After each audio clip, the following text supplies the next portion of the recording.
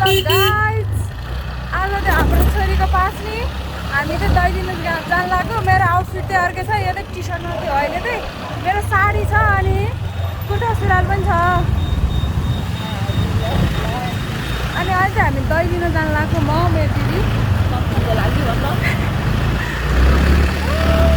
जाने बिहान के बिहान 7:30 भइसक्यो त्यही हो मेरो कति दिनपछि भ्लग आउँदैछ गाइस सो गाइज म चाहिँ घर आइपुगिसकेँ फ्यान र दिदी र म गएर फ्यान लिएर आयौँ फ्यानहरू लिएर आयौँ फ्यान ल्याइसक्यौँ दही चाहिँ पसल बन्द रहेछ दही चाहिँ ल्याएन फ्यान चाहिँ लिएर आइसक्यो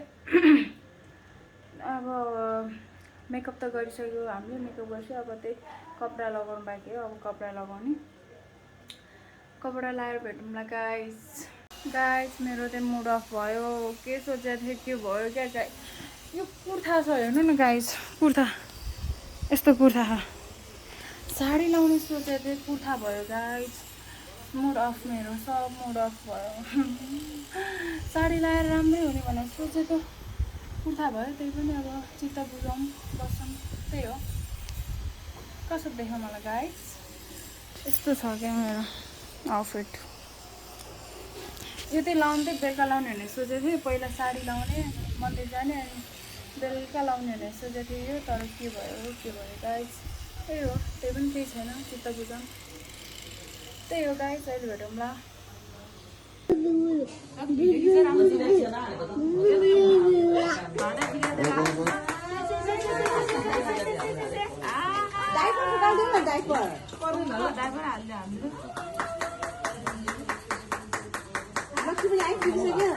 छैन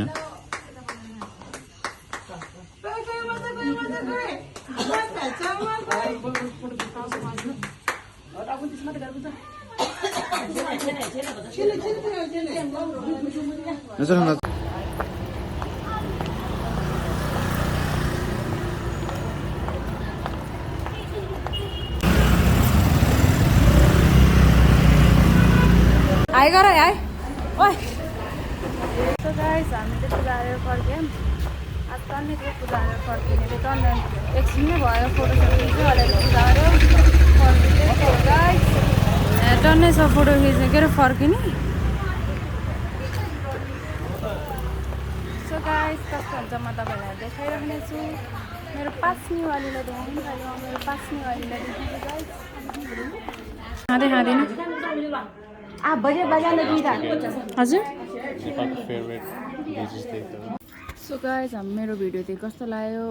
आज चाहिँ बेलुका भइसक्यो मैले भिडियो बनाउनु पनि भ्याइनँ म बिजी थिएँ आज त्यही हो मेरो भिडियो कस्तो लाग्यो लाइक कमेन्ट गर्न नबिर्सनु अनि के कस्तो भयो होला कमेन्ट गर्न पनि नबिर्सनु त्यही हो